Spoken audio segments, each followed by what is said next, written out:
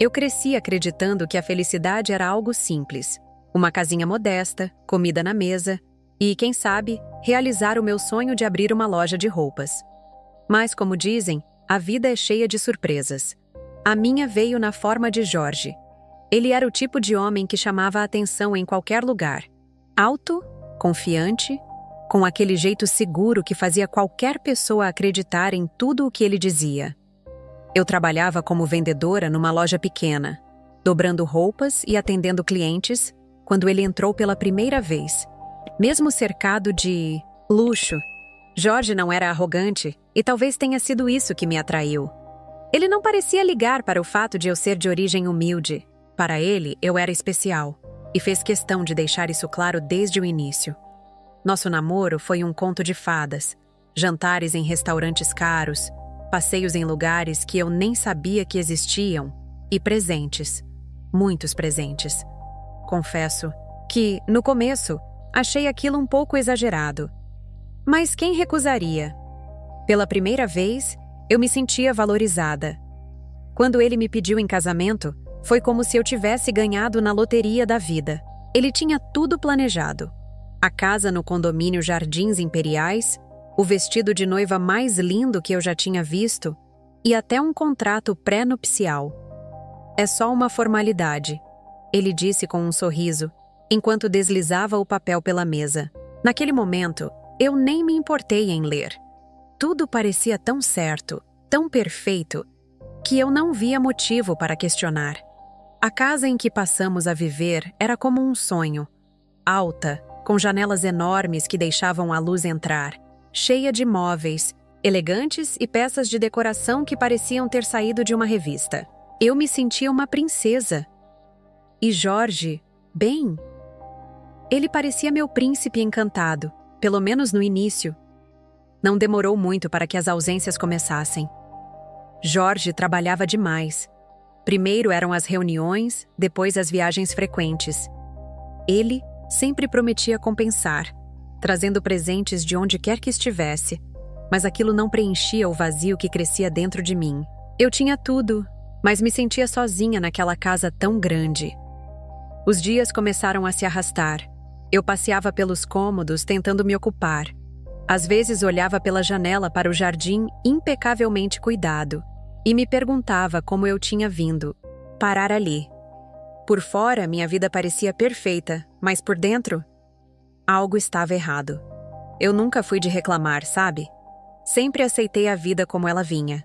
Mas no fundo, eu sabia que algo faltava. Eu só não tinha ideia de que isso era apenas o começo de tudo o que estava por vir. No começo, eu achava que a ausência de Jorge era só uma fase. Ele estava ocupado, afinal, não é fácil manter o padrão de vida que ele nos dava. Eu me convencia de que ele fazia tudo por nós. Mas, com o tempo, a ausência começou a ser a norma. A casa em que vivíamos era linda, mas era tão fria quanto a relação que começava a se formar entre nós. Passávamos mais tempo separados do que juntos, mesmo quando ele estava em casa. Jorge passava horas no escritório, com o telefone na mão ou perdido em planilhas e documentos. Às vezes, ele esquecia até de jantar comigo. Eu ficava lá, na sala de jantar enorme, encarando a comida esfriando no prato e me perguntando se era isso que o casamento significava. Tentei me ocupar, preencher o tempo. Fazia aulas de yoga, ia ao clube do condomínio, mas tudo parecia forçado. Eu via as outras mulheres no clube rindo, conversando, trocando confidências sobre suas vidas. Todas pareciam tão felizes. E eu? Eu só sentia um vazio que crescia a cada dia. À noite, quando Jorge finalmente aparecia, era sempre o mesmo roteiro. Ele me dava um beijo rápido na testa, dizia que estava cansado e subia para o quarto. O silêncio entre nós era ensurdecedor. Eu queria gritar, pedir atenção, mas não sabia como. Parecia errado reclamar. Afinal, eu tinha tudo, não tinha? Lembro de uma noite em especial. Estava chovendo, e o som da água batendo nas janelas era a única coisa que preenchia a casa. Eu estava sentada no sofá, tentando assistir a um filme, mas meus olhos continuavam a olhar para a porta. Esperei Jorge chegar por horas. Quando ele finalmente entrou, nem tirou os olhos do celular enquanto subia as escadas. Foi como se eu nem estivesse ali. Comecei a me questionar. Será que o problema era comigo? Será que eu esperava demais? Talvez eu devesse ser grata pelo que ele fazia por nós. Mas a verdade é que tudo aquilo me sufocava. A casa, os móveis, caros, os presentes. Nada tinha valor sem ele ao meu lado. Aos poucos, eu fui me isolando. Minhas conversas com Jorge se tornaram rasas, quase mecânicas. E quanto mais eu tentava puxar assunto, mais ele parecia se afastar. Eu não sabia o que fazer. Não sabia como preencher aquele vazio que parecia engolir tudo ao meu redor. Foi nesse período que comecei a perceber algo. Não era só a ausência de Jorge que me incomodava. Era a sensação de que eu não tinha mais controle sobre minha própria vida. E foi aí que tudo começou a mudar. Foi durante um desses dias, monótonos, em que eu vagava pela casa tentando encontrar algo que me distraísse, que decidi que precisava de ajuda prática. Jorge estava sempre ocupado e eu não tinha carteira de motorista. Dependia de táxis e aplicativos para me locomover, o que parecia contraditório para alguém vivendo naquele padrão de vida. Então, sugeri a Jorge que contratássemos um motorista. Ele nem levantou os olhos do notebook quando concordou, apenas murmurou "Pode resolver isso". Eu me senti estranhamente animada com a ideia. Algo na rotina mudaria, mesmo que fosse pequeno. Depois de algumas entrevistas, escolhi Gustavo. Ele era educado, bem apessoado e parecia ser alguém em quem eu podia confiar. Ainda jovem, talvez no final dos 20 anos, ele tinha um sorriso fácil e uma postura respeitosa que transmitia segurança. No primeiro dia de trabalho, Gustavo chegou pontualmente. Lembro-me de como ele desceu do carro, abriu a porta para mim e disse: "Estou à disposição, Dona Clara". Algo na sua voz era reconfortante, quase como se eu não estivesse tão sozinha naquele momento. Inicialmente, Gustavo era apenas isso, o motorista. Ele me levava para o clube, para as compras, e ficava no carro, esperando pacientemente até que eu terminasse. Mas com o tempo, ele começou a se destacar. Era atencioso, perguntava sobre meus dias e sempre tinha algo gentil a dizer. "A senhora está radiante hoje", ou "Esse vestido combina muito com você".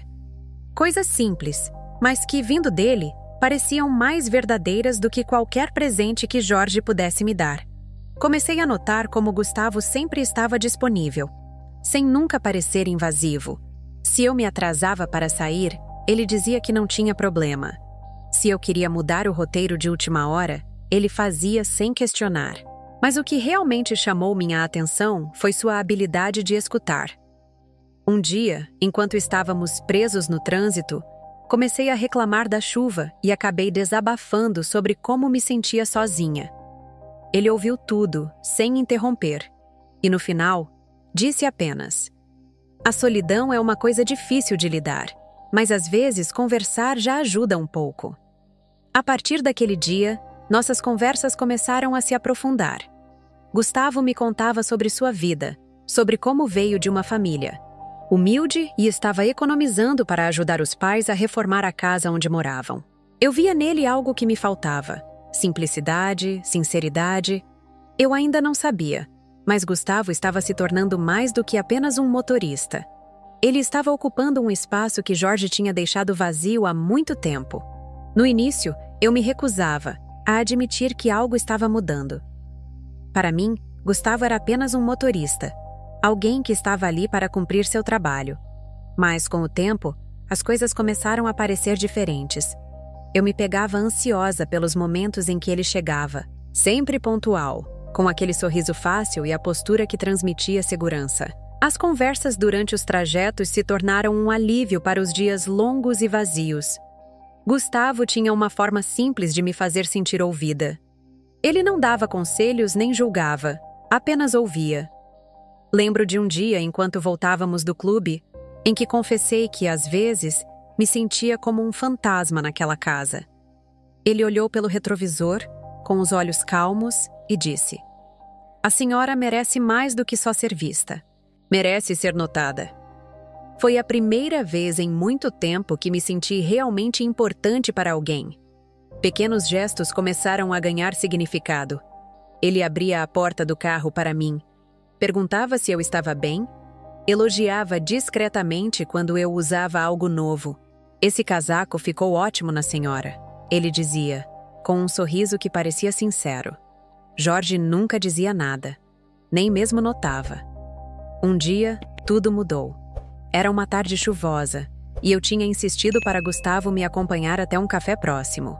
O local estava quase vazio, e nós nos sentamos em uma mesa perto da janela, observando as gotas de chuva escorrendo pelo vidro.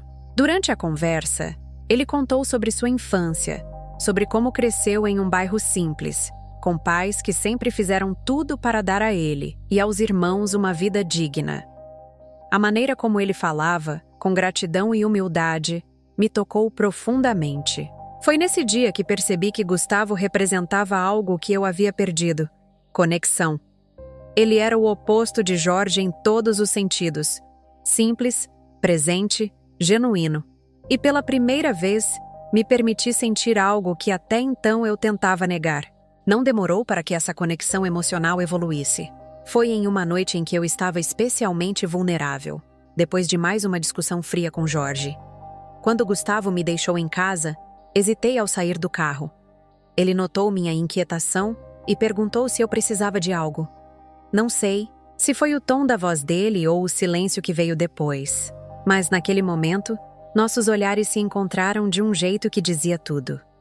Foi ali, naquele carro, que trocamos o primeiro beijo. A culpa veio logo depois, como uma onda pesada. Eu sabia que aquilo era errado, mas, ao mesmo tempo, parecia tão certo. Gustavo preenchia um vazio que eu carregava há tanto tempo, e eu me agarrava àquilo como alguém que encontra um bote em alto mar. Durante todo o tempo em que minha relação com Gustavo crescia, eu me sentia dividida entre o que sentia e o que sabia ser certo. Mas não tinha ninguém com quem pudesse compartilhar isso, ninguém em quem eu confiasse. Até lembrar da Renata. Renata era minha amiga desde a adolescência. Crescemos no mesmo bairro e passamos por tantas dificuldades juntas que sempre achei que ela fosse como uma irmã. Mesmo depois que minha vida mudou, mantivemos contato. Ela era uma das poucas pessoas que sabiam de onde eu vinha, que conheciam minha essência. Foi por isso que decidi me abrir com ela. Eu liguei para Renata numa tarde em que Jorge estava viajando a trabalho. Convidei-a para um café em casa, algo casual. Quando ela chegou, parecia curiosa, talvez até um pouco ansiosa. Nos sentamos na cozinha, e entre um gole e outro, as palavras começaram a sair. Contei a ela sobre minha solidão, sobre como me sentia apagada ao lado de Jorge. E por fim, falei de Gustavo. Ela ouviu tudo em silêncio. Quando terminei, Renata cruzou os braços e ficou me encarando por um tempo, como se processasse o que acabara de ouvir. "Você tem certeza do que está fazendo, Clara?" Ela perguntou, a voz soando mais séria do que eu esperava. Expliquei a ela que eu não sabia o que era certo ou errado, mas que pela primeira vez em anos, eu me sentia viva. "Gustavo me nota, Renata. Ele me ouve, ele se importa. Eu sei que não deveria, mas não consigo evitar." Renata não disse muito depois disso. Apenas assentiu e sorriu de um jeito que me pareceu estranho. Não era o sorriso caloroso de sempre, mas algo mais contido. Ela disse que entendia, mas suas palavras não me soaram tão genuínas quanto eu esperava. Quando ela foi embora, fiquei com uma sensação incômoda. Algo no comportamento dela não parecia certo, mas eu afastei a ideia. Afinal, era Renata, minha amiga, minha confidente. Se não pudesse confiar nela, em quem mais eu confiaria? Mal sabia eu que aquela conversa mudaria tudo. Foi poucos dias depois da minha conversa com Renata que tudo desmoronou. Eu ainda lembro da expressão de Jorge quando ele chegou em casa naquela noite. Ele não trazia o celular nas mãos, nem parecia distraído como de costume.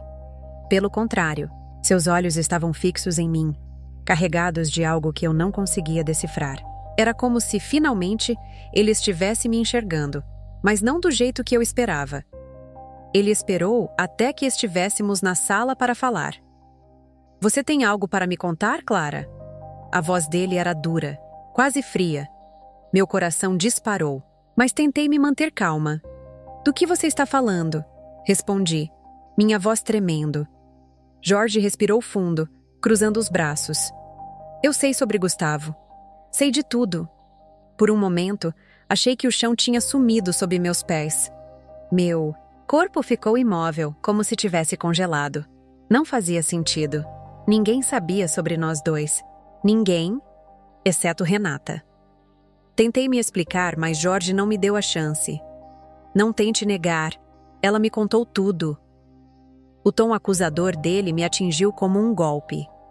Eu mal conseguia processar o que ele dizia. Renata, a pessoa em quem eu confiava, tinha me traído. A discussão que se seguiu foi uma das mais dolorosas da minha vida. Jorge, que raramente demonstrava emoção, estava fora de si. Eu te dei tudo, Clara. Tudo. E é assim que você me retribui? Com traição? Ele andava de um lado para o outro na sala, enquanto eu tentava falar, mas nada do que eu dissesse parecia suficiente. Quando Gustavo chegou no horário habitual, Jorge foi até a porta antes que eu pudesse fazer qualquer coisa. Você está demitido. Saia agora. Gustavo tentou entender o que estava acontecendo, mas ao perceber o olhar furioso de Jorge, apenas abaixou a cabeça, murmurou um pedido de desculpas e foi embora. Eu assisti tudo em silêncio, sentindo minha vida desmoronar diante de mim. Após a saída de Gustavo, Jorge voltou para a sala, mas o que ele disse a seguir me deixou sem palavras. Você vai sair dessa casa e não vai levar nada. Ele jogou um envelope em cima da mesa. Era o contrato pré-nupcial. Naquele momento, a traição de Renata foi a última coisa em que pensei.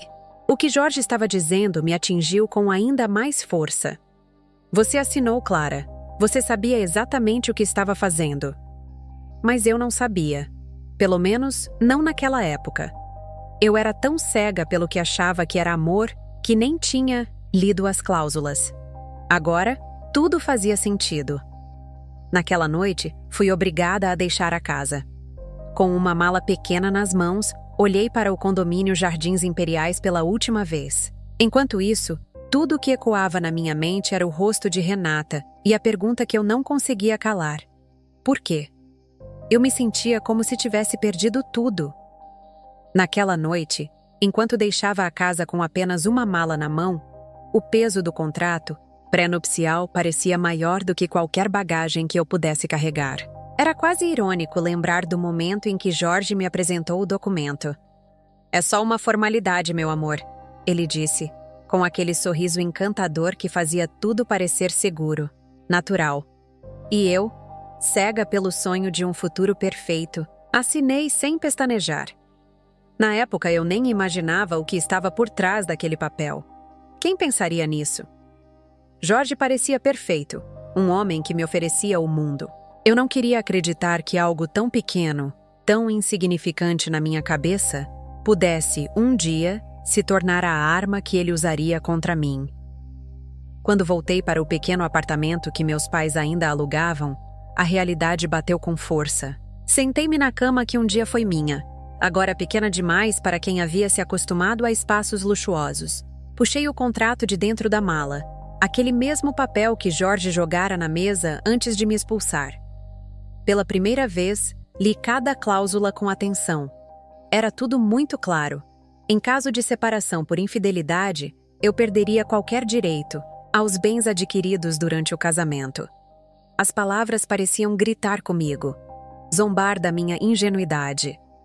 Eu não podia culpar ninguém além de mim mesma por ter ignorado aquilo. O que me doía mais não era só perder o conforto material, era o fato de que eu confiava cegamente em Jorge. Aquele contrato era mais do que um pedaço de papel. Era a prova de que, desde o início, ele não confiava em mim. Passei horas encarando o contrato, tentando entender como cheguei àquele ponto. Eu me perguntei inúmeras vezes se as escolhas que fiz foram realmente por amor ou se, de alguma forma, eu estava buscando algo que me faltava desde sempre. Segurança? Validação? Não sabia ao certo. O silêncio no apartamento parecia me esmagar. A vida que eu tinha construído com Jorge estava desfeita. E, no fundo, eu sabia que não havia volta. Mas, naquele momento, outra sensação começou a crescer dentro de mim. Uma raiva sutil, mas persistente. Não apenas de Jorge, mas de Renata. Ela sabia o que significava aquele contrato. Ela sabia o que sua traição me custaria. A pergunta "por quê?" continuava martelando na minha mente, misturando-se com a dor e o vazio que eu sentia. Foi nessa noite que algo dentro de mim mudou. Ainda não sabia o que faria, mas sabia que não podia deixar aquilo passar. Depois daquela noite, a tristeza começou a dar lugar a algo mais forte: raiva. Não era apenas pelo que Jorge havia feito, ou pela minha própria ingenuidade. Era pela traição de Renata. Ela sabia de tudo. Sabia do contrato. Sabia o quanto aquela informação me destruiria. E ainda assim, escolheu contar. O peso da sua escolha parecia maior do que qualquer cláusula naquele pedaço de papel. Os dias no pequeno apartamento dos meus pais passavam devagar. Eu me via andando em círculos, remoendo cada detalhe. As conversas com Renata voltavam à minha mente como um filme que eu não conseguia parar de assistir. O sorriso contido, o tom distante, as perguntas que agora pareciam tão calculadas. Tudo indicava que ela tinha planejado aquilo. Mas por quê? Qual era o motivo? Eu precisava de respostas, mas sabia que não as teria. Renata não atenderia uma ligação minha, e encará-la pessoalmente era uma ideia que eu não suportava. Foi então que minha mente começou a vagar para caminhos que eu nunca tinha considerado antes. Caminhos que misturavam dor, justiça e, talvez, algo mais sombrio. Uma tarde, enquanto passeava pelo bairro onde cresci, passei por uma lojinha antiga que eu nunca havia notado antes. A fachada era discreta, com uma placa desgastada que dizia "Ajuda Espiritual". Normalmente, eu teria ignorado, mas naquele dia, algo me fez parar. Entrei na loja e o cheiro de incenso me envolveu imediatamente. Havia velas por toda parte, livros antigos e objetos que pareciam pertencer a outro mundo. Uma mulher de aparência misteriosa estava atrás do balcão, com olhos que pareciam enxergar mais do que deveriam. "Você precisa de algo que ninguém mais pode oferecer", ela disse, antes que eu dissesse qualquer palavra. Eu hesitei, mas de alguma forma sabia que estava no lugar certo.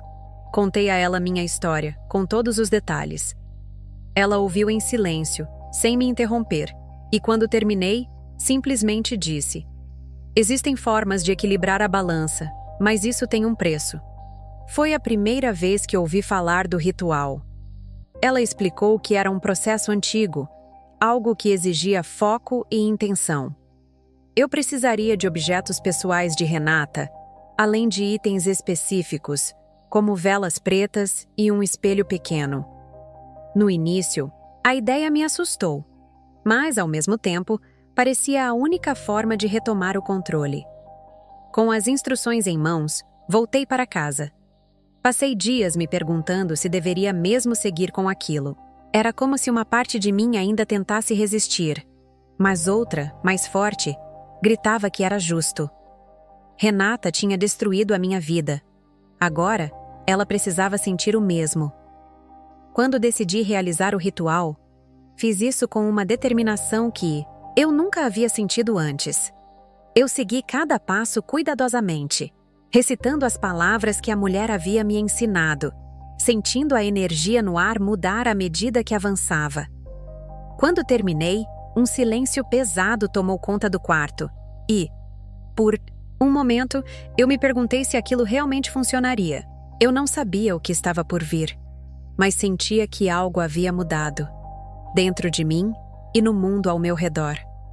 Os primeiros dias depois do ritual foram estranhos.